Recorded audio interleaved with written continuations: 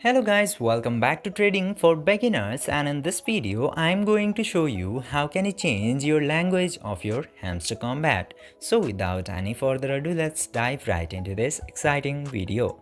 Now, in order to change your app language for Hamster Kombat, you just simply have to open Hamster Kombat into your Telegram at very first.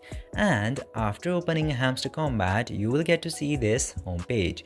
Now in here, you will get to see this gear option into the top right side. Just simply tap into that gear option, and after tapping into that gear option, you will get to see this select language option at very top.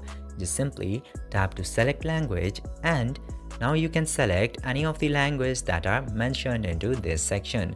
I have selected English, so I won't change that for now, but you just simply have to choose any of those language in order to change your desired language. This is very simple process. I hope this video helped you a lot. If yes, don't forget to give it a thumbs up and subscribe to our channel. Thank you for watching the video.